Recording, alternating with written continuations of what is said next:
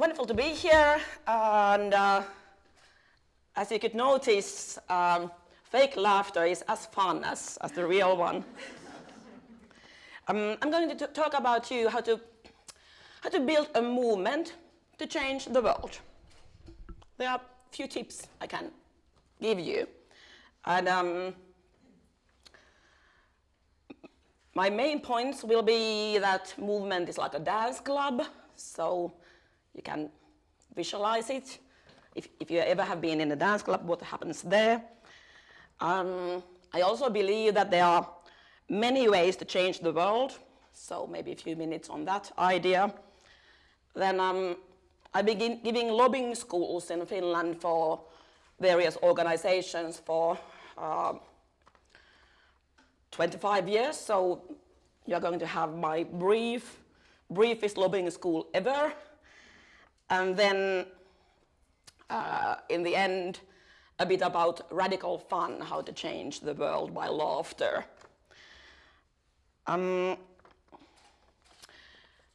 Maybe the main point is that making a history is about packaging and timing. But it's impossible to know beforehand when is the right time. So I just believe that it's a good idea to own your life for those things you believe in, to do it passionately, and never kind of sparing yourself, and to dare to do what you want and give it all. And maybe you are lucky to see when you are old that you have been making history, but well, just concentrate on living a life as you really want to do it. About the dance club, about movement to change the world is like a dance club idea. That I mean that kind of a dance club where you you have your bunch of friends or maybe a few people you don't know, and you have the same music and got the same bounce, and somebody is starting a fun movement. You know, the creating moment that you all need to have, you all want to find the next movement, and somebody is starting it. And you say, that's fun. We can all join this movement. That's one part of bringing your ideas and taking leadership. And also, this kind of packaging part that in most of dance clubs and in dance moves, the simple ones are those which are starting to spread. And there are a lot of movements, moves, dance moves. Somebody has created in a club in California, and suddenly everywhere in the world, after 40 years, we still do it. Because we can do it, it's easy, and it's fun, and it's simple. And the name of the inventor is forgotten. It doesn't matter, because he or she changed the world. We all have this wonderful move. And then there are also in dance clubs sometimes something really extraordinary happening. Some gorgeous person comes in, been taking dance lessons, and doing something we can't follow. Like, I don't know, have you ever tried whacking? I've tried, and it's this is kind of a simple whacking move, but it's kind of it's so difficult. But I can believe the first people in the dance clubs in United States have started whacking in 70s. Everybody has noticed them. Oh, that looks good. This is extraordinary. I want to learn it too, but I can't follow immediately. And still, everywhere in the world, there are people who are doing choreographers for that style. and remembering those who started it, and it feels good, and it's important. I always think that if people have fun, it's important. It's not true that changing the world needs only sad things or anxious things are deep. Joy and laughter are so deep. So dance club is a good place to start a movement. But also in dance clubs, you know that it's very important to the party. So it's a fun party. We need those who are not inventing own movements all the time, own moves, but which are those who are good to follow and pick the good moves. Oh, you started it, I want to do that also. And following and having their eyes around and also what happens in dance club sometimes, that first there is only one group dancing in a certain way, but if the move is really good and they have so fun that other people want to join also, that hundreds of people start to dance at the same way. When I was 13, I was living in Paris for a few months with my parents, and the new opera house were opened that summer. It was summer 89. And there were free tickets delivered for those who had time to take the queue. So there were maybe thousands of people outside the new opera house queuing for the free tickets. And my father wanted to show me how to, it was kind of maybe he said that's how to lead. And he started to look at the sky like this, and I started to look at the sky like this. And after 5 minutes, the whole queue, the few thousands of people were looking at the sky. What's there? Why everything is doing that? And maybe the lesson was when my father said that, well, you see, it's easy to lure these people to do something like this, to just look at the sky. But why? If you want to lead, there must be a purpose. And it was just make kind of a laugh at people. And why you would do that? To laugh at other people. Is it really fun? Is it worthwhile? Is it important? Does it change the world a better place? No. So that was my father's lesson to me. Maybe my first thing I learned from my parents were my name. I'm named after Rosa Luxemburg, the German revolutionist who had the beef with Lenin about how to do a revolution. And maybe Lenin was right because he had one. But I like more about Rosa's idea, and I'm very, very proud of my name.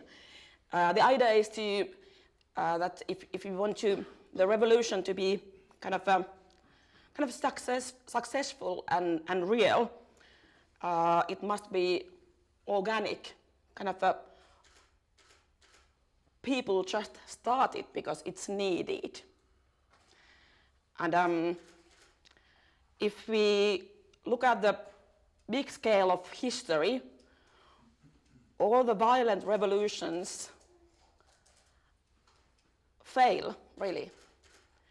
But there have been wonderful civil movements who has been changed the world a better place almost permanently.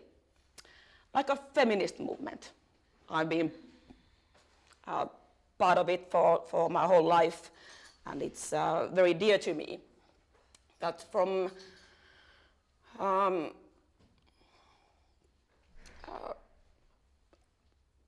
from the 19th century or even before, of course the history is long, there's been a lot of wonderful women and women's organizations who has been able to stand up, change the legislation, that it's not in democratic countries anymore, it's not legal to beat your wife or rape your wife, or it's possible for women to go to school and own money and have a divorce, and these are revolutionary changes in the world which has been made by the movement of women.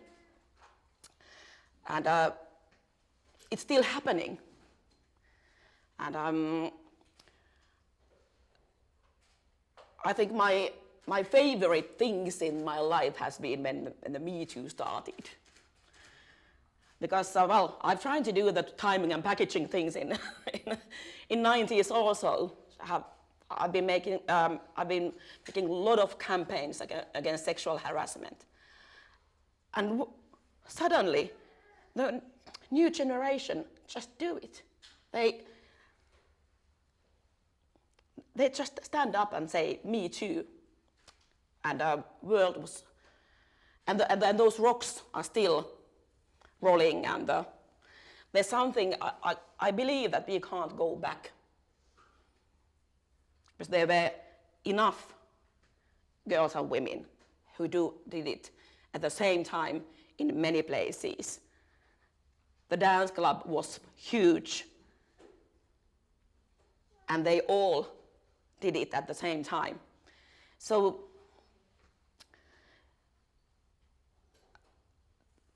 even, at least if you want to do a big change, it must be done at the same time in many places. And it must be something you yourself truly believe in, but also the others do. And it's building a movement. It's not only about starting it, it's about joining it. And my life story has been joining the movements, and I've been really loyal to many movements. And if I think that something is happening, there's a demonstration I want to join. Is it something is happening? I want to be part of it, and it's really inspiring to make a difference with other people. There are many ways to change the world, as I said, and even though now I started with a kind of a civil society, civil action, civil movements, NGO work, it's important, but everyone is needed. We need those who are governing the movement, like joining politics. Well, it's a good idea. I was member of parliament when I was young, and it was not fun, but it was important. I think I was in Finland.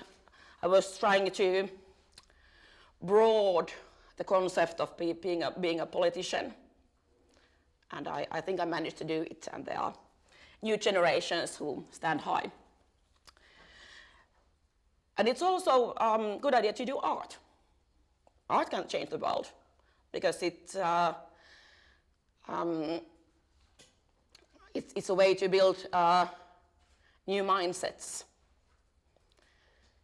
And also science. It's a good idea if you want to change the world, to study something like you want to save the environment, so go into biology and change the world by knowledge. It's a really good idea. And also we need companies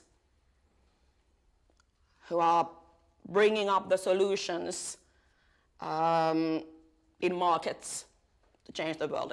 At least in,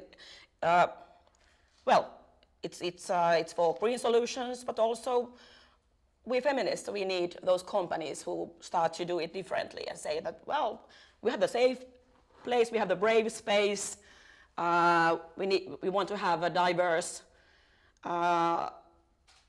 bunch of employees, and we will change the world a better place for young girls.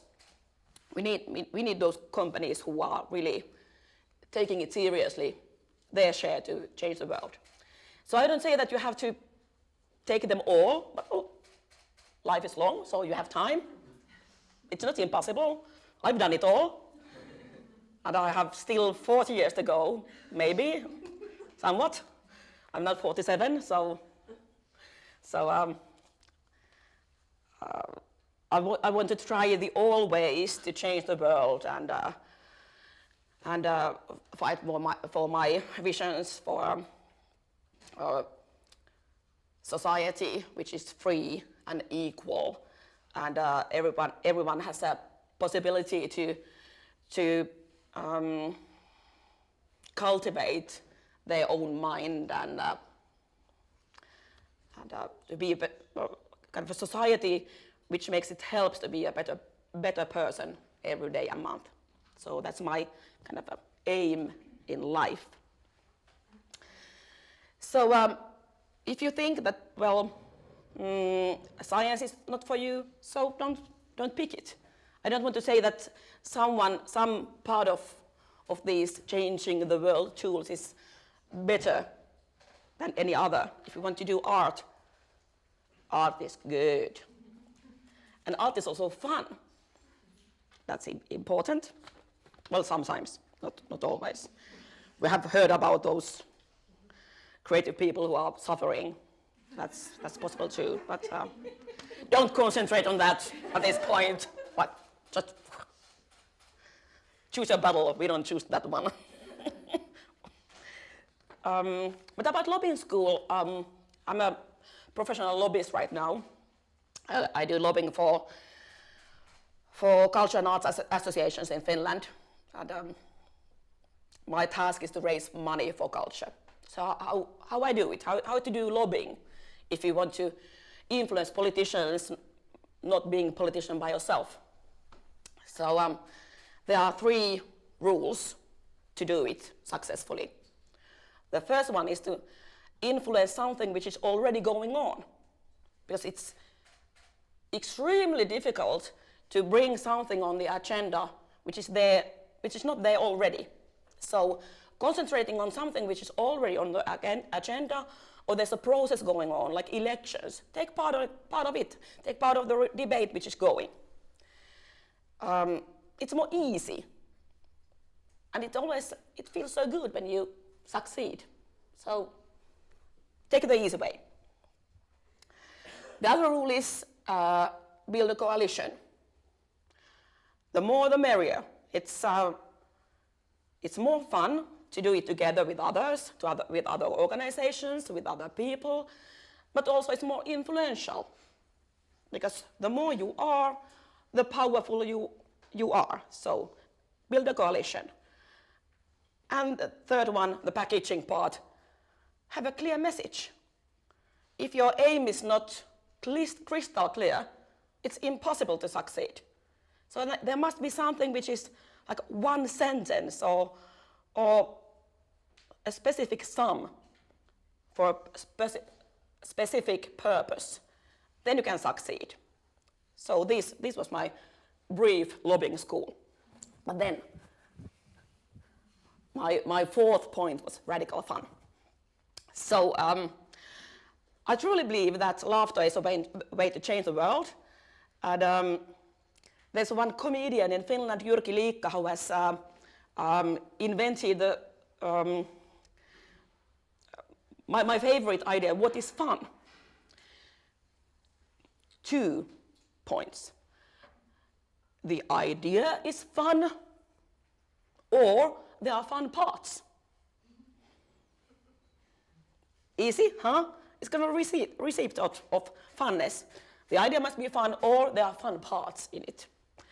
And then I have a feminist think tank, Hattu. We have 3 presidents and 3 members, so we are all presidents, of course. Then you can pick your own title. Why don't take a president? So we have also idea of what's fun. We think it's fun. So we do things, we think it's fun, the idea is fun, or there are fun parts. And one example is I've been an author for decades. I've been writing novels and short stories and also facts and articles in newspapers, but I've also written on toilet paper. And I think the idea is fun. The content is not that fun, but it's enough that the idea is fun. But I've written on toilet paper, and every time I'm correcting my CV, my curriculum vitae, I'm laughing at myself. Oh, I'm so hilarious. These novels and then the toilet paper. And the name of it is Capital. Shitty laws of patriarchy. Rule number 1. There is no capitalism without patriarchy. Number 2. In patriarchy, no one is free, not even the patriarch. Thank you.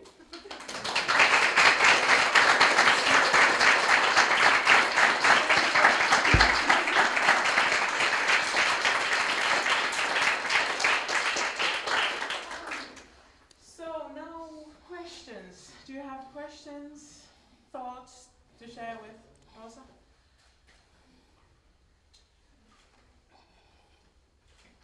Who dares first? There. Okay, I don't need any mic right. When you were talking about the feminist movement, you were trying to get the ball rolling in the 90s, and I truly remember that. Great times. Then you said that it was the later generations that really sort of made it rolling. Do you think that was that the timing was right, or that the tools were there, meaning like social media, that you can basically make it sort of go viral in different ways that it really wasn't possible in the 90s? So what do you think, why that was? Was it timing, or was it basically the environment, the tools, the whatever, the way people connected and changed?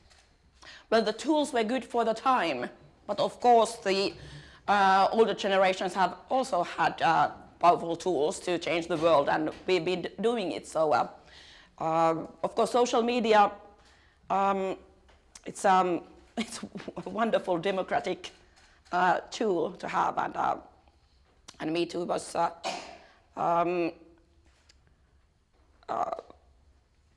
using it, but also it was kind of about packaging. I think it's genius, the hashtag Me Too. But it's something you just have to try what works, and that worked, and we have to say thank you. But of course, because we all stand in a mountain of good deeds, there is also behind the whole international feminist conspiracy that has been going on for many centuries, and we all have been making the ground fertile for Me Too. I was wondering, how do you keep up the stamina for your own idea of fun when you encounter people who don't laugh at your jokes, or who doesn't find your kind of laughing fun or doing fun? How do you keep up your own laughter? I don't follow the boring people. I was thinking about I have better life. just when you say something, you're laughing in your head, and like, this is just a good thing. And then you say it, and people are like, and then I'm just laughing alone. And sometimes I start to doubt myself, like, okay, maybe this wasn't such a fun idea. So how do you get over that moment? Well, there are many ways to tackle the basic situation in my life too. So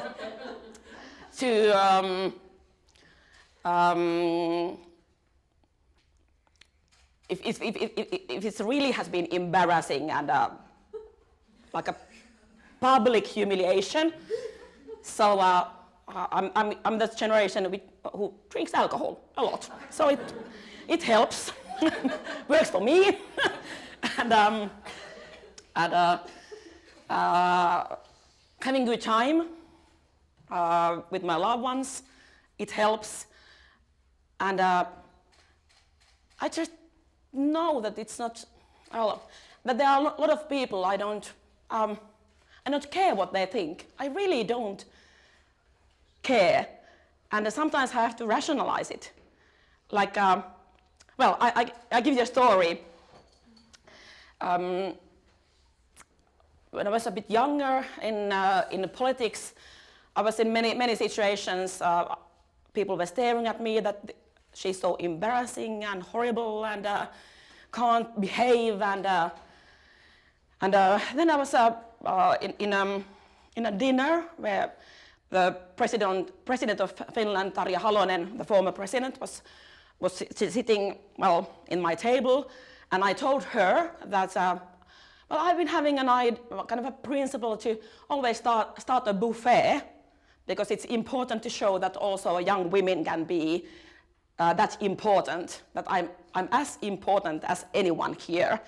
But also in my principle there has been kind of that if the president of the state is there, I don't have to be the one who starts the buffet. And Tarja said that, no, why don't you just go.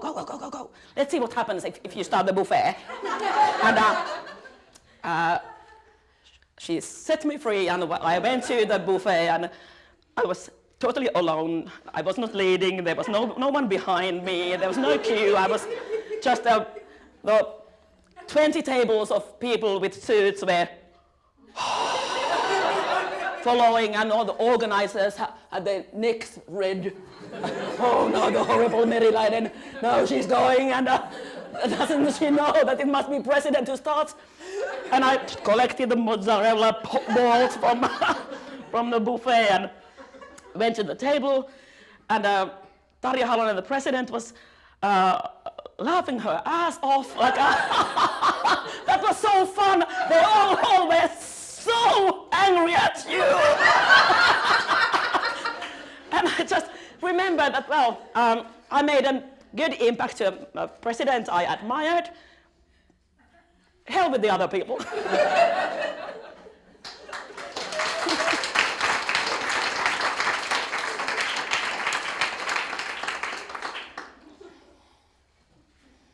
Any other questions?